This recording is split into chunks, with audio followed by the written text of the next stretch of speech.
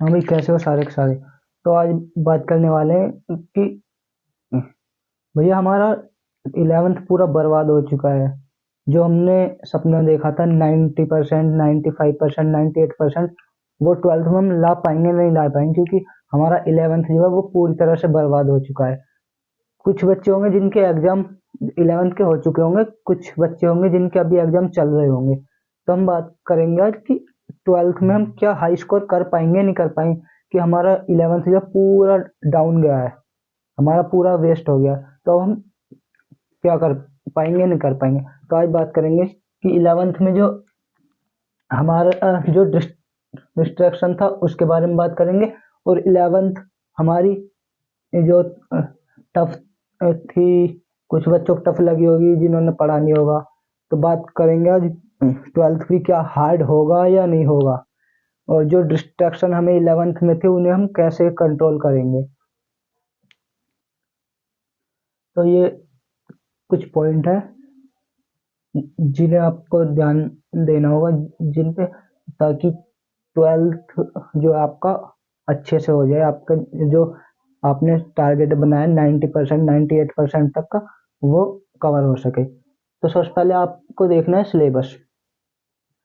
आप कहीं पे ट्यूशन पढ़ रहे होगे या स्कूल में आपको आपका टीचर होगा, आप सोच रहे हो कि हाँ उनको तो सिलेबस पता है, वो हमें करा देंगे, वो पढ़ा रहे हैं। लेकिन आप फिर भी आपको सिलेबस पे सबसे पहले ध्यान देना है। जो आपका सिलेबस होगा उसका या तो आप प्रिंट आउट निकलवा लेना, प्रिंट आउट निकलवा लेना उसका, या फिर उसे नोट डाउन भी कर सकते हैं खुद से, लिख के उसे जहाँ पे आप पढ़ते हैं किसी टेबल पे बैठ के या कहीं पे भी उसे आप वहाँ पे लगा लेना। सिलेबस देखना सबसे पहले इसलिए जरूरी है क्योंकि आप, माना आप कोई प्री बोर्ड देने जा रहे हो और उसमें आपको 8 क्वेश्चन तो आते हैं और मान लो 2 क्वेश्चन नहीं आते हैं, तो फिर आप घर आओगे अपने फ्रेंड से पूछोगे, आपका फ्रेंड बोलेगा कि ये तो सिलेबस में है, लेकिन आपने जो पढ़ा है और आपने सिलेबस नहीं लिखा है, तो आप फिर वहाँ पे आपको दिक्कत होगी। तो इसीलिए सबसे पहले आपको सिलेबस लिख लेना है अच्छे से, या उसका प्रिंट आउट निकलवा लेना है। सिलेबस हो गया, उसके बाद आपको देखना है एनसीईआरटी की कोई टेक्स्ट बुक ले लेना, या किसी और बोर्ड से हो आप, सीबीएसई बोर्ड से हो या किसी और भी बोर्ड से हो, तो अपने उस बोर्ड की अपनी एक बुक सबसे पहले एक टेक्स्ट बुक आपके पास होनी जरूरी है। तो आपको एनसीईआरटी की एक टेक्स्ट बुक लेनी है, ठीक है। बुक लेना अभी जरूरी है। उसके बाद बात करते हैं आपके मंथली, वीकली या डेली, कोई भी आप टारगेट बनाना है आपको। टारगेट बनाना है आपको। टारगेट इस तरीके से बनाना है, आपका जो सिलेबस होगा ना उसको कुछ पार्टों में डिवाइड करना है।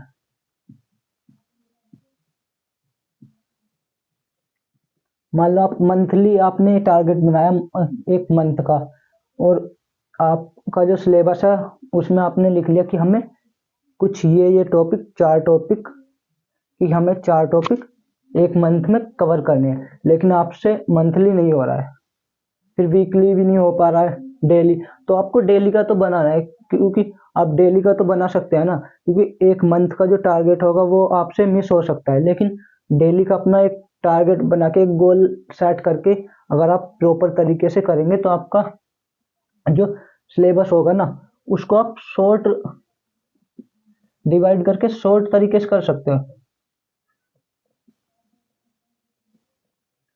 शॉर्ट तरीके से कर सकते हो कि उसको छोटे छोटे पार्टों में डिवाइड करके पढ़ सकते हो। ज्यादा अगर एक साथ पढ़ने की कोशिश करो तो नहीं होगा, तो उससे इसीलिए छोटे छोटे हिस्सों में बांट के तब सिलेबस आराम से कवर कर सकते हो।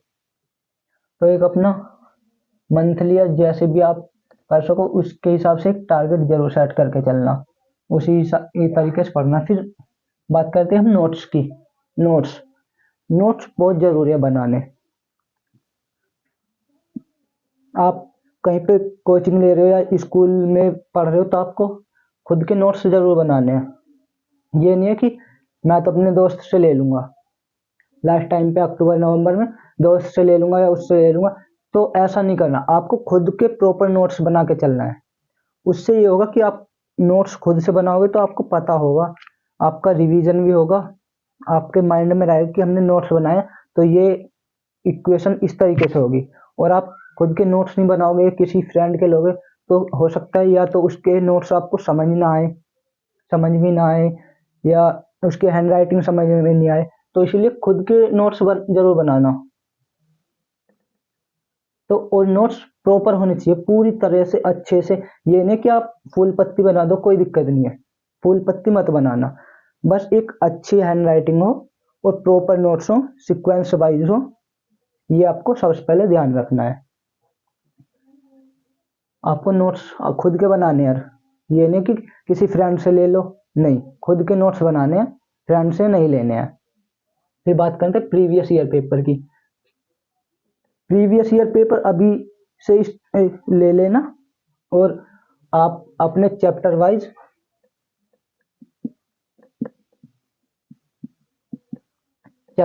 प्रीवियस ईयर पेपर सोल्व करते चलना।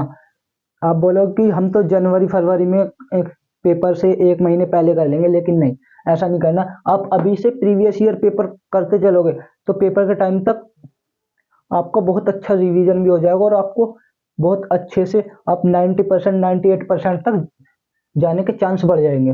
तो प्रीवियस ईयर पेपर भी अभी से ले लेना, अभी एक दो दिन में ले लेना, ठीक है। क्योंकि अभी अप्रैल से आप मान लो कि आप स्टार्ट कर रहे हो तो जनवरी तक करोगे, आपके पास 9-10 महीने हो जाएंगे, और 9-10 महीने में आप प्रीवियस ईयर पेपर लगाते रहोगे तो आपका बहुत अच्छा रिवीजन भी हो जाएगा, बहुत अच्छी तैयारी हो जाएगी आपकी। फिर बात करते हैं रेगुलर रिवीजन। रेगुलर रिवीजन में भी जरूरी है। मान लो आपने पूरे पूरे वीक आपने पढ़ाई की, ठीक है।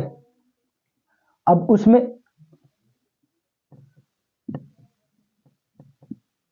एक दिन ऐसा होना चाहिए पूरे वीक में, एक दिन आपको सेलेक्ट करना है कि हमें इस दिन प्रॉपर तरीके से रिवीजन करना है। वो दिन ऐसा होना चाहिए कि उस दिन अगर आपका कोई भी काम है ना, वो ना करके आपको रिवीजन करना है बस। रिवीजन वाला दिन मिस नहीं करना है, रिवीजन जरूरी है, सबसे ज्यादा जरूरी रिवीजन है। तो आपको वीक में एक दिन तो ऐसा होना चाहिए कि आपको रिवीजन करना ही करना है। ऐसा नहीं कि आप उस दिन को मिस कर दो और रिवीजन करो ही ना। फिर बात करते हैं हम ऑल सब्जेक्ट पे ध्यान देना है। मतलब आप पीसीएम वाले हो, पीसीबी वाले हो, तो ऐसा नहीं कि केमिस्ट्री फिजिक्स पे ही ध्यान दो, नहीं, पूरे वीक आपको ऑल सब्जेक्ट पे ध्यान देना है। आप किसी भी बोर्ड से हो, सीबीएसई बोर्ड से हो या किसी मदरसा बोर्ड से भी हो, कोई दिक्कत नहीं है, पर आपको आपके जितने भी सब्जेक्ट है, 7 8 5 4 जो भी सब्जेक्ट हैं, उन पे सब पे ध्यान देते हुए चलना है। हिंदी पे भी ध्यान देना है, इंग्लिश पे भी देना है, हिंदी इंग्लिश इन सभी पे, केमिस्ट्री फिजिक्स हिंदी इंग्लिश सभी पे ध्यान देना है। ये नहीं कि आप 3 सब्जेक्टों पे केमिस्ट्री फिजिक्स मैथ पे ही ध्यान दे रहे हो और बाकी सब्जेक्ट पे नहीं दे रहे हो, तो इससे आपकी परसेंटेज में बहुत कमी आएगी। और आप सभी सब्जेक्ट पे ध्यान देते हुए चलोगे तो आपकी परसेंटेज में अच्छी ग्रोथ होगी, आपकी परसेंटेज अच्छी आएगी। तो आपको सभी सब्जेक्ट पे ध्यान देना है। ये हो गया आपका ऑल सब्जेक्ट पे ध्यान देना। अब बात करते हैं डिस्ट्रैक्शन जो होता है। डिस्ट्रैक्शन क्या क्या डिस्ट्रैक्शन हो सकता है, उसके लिए हम बात करते हैं। घर हो गया, घर, दोस्त,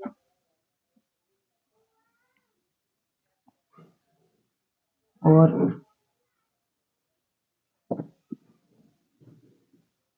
ये जीएफ बीएफ का चक्कर हो गया, मोबाइल मोबाइल गेम्स हो गए, या आजकल जो चल रहा है कि इंस्टाग्राम रील होगी, यूट्यूब शॉर्ट्स हो गए, ये सब आपके डिस्ट्रैक्शन होते हैं। तो फैमिली को टाइम दो, पर इतना मत दो कि आप फालतू बातों में ध्यान दे रहे हो, थोड़ा ही ध्यान दो। दोस्त दोस्तों को भी ज़्यादा ध्यान मत दो, ठीक है। तो थोड़े अपना टाइम को मैनेज करके चलो। ये जो डिस्ट्रैक्शन वाली चीजें इन सभी से बच के चलो। एक बात याद रखना कि पढ़ाई काम आएगी, आपकी मेहनत काम आएगी, ये यार प्यार रिश्तेदार कोई काम नहीं आएगा। तो इनसे दूरी बना के रखें, ठीक है। आपको ये डिस्ट्रैक्शन वाली चीजें जो भी हैं, पार्टी हो गई, घूमने जाना हो गया, फ्रेंड बोला कि वहां चल रहे हैं, आज घूमने चल रहे हैं, मनाली चल रहे हैं, ये सब नहीं करना, इन सभी से दूर रहना है।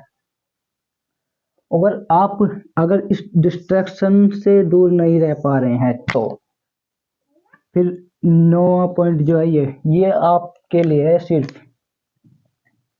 इसे याद रखना। फिर मोस्ट इम्पोर्टेंट, ये फिर आपकी रिस्पॉन्सिबिलिटी होगी। रिजल्ट अच्छा नहीं बनेगा तो उस टाइम पे किसी और को दोष मत देना, ये सिर्फ आप ही की रिस्पॉन्सिबिलिटी होगी कि हमने खुद ने हमारा टाइम वेस्ट किया है, किसी और ने नहीं किया है। इसीलिए ये सोच समझ के चलना अभी, ये नहीं कि हम अक्टूबर नवंबर में पढ़ लेंगे, बहुत टाइम है, पूरा साल पढ़ा है, ऐसा बिल्कुल नहीं करना। अभी से पढ़ते हुए चलोगे, अभी से ध्यान देते चलोगे तो ही कुछ अच्छा हो पाएगा। आपका जो टाइम है, आपने जो सोचा है कि 90% लाना है हमें, या 90% से ऊपर लाना है, 98% लाना है, 99% लाना है, जितना भी लाना है, तो आपको मैनेज करके चलना पड़ेगा। ये शॉर्ट्स हो गए, मोबाइल गेम्स हो गए, इनसे दूर रहो, तभी कुछ हो पाएगा, ठीक है। तो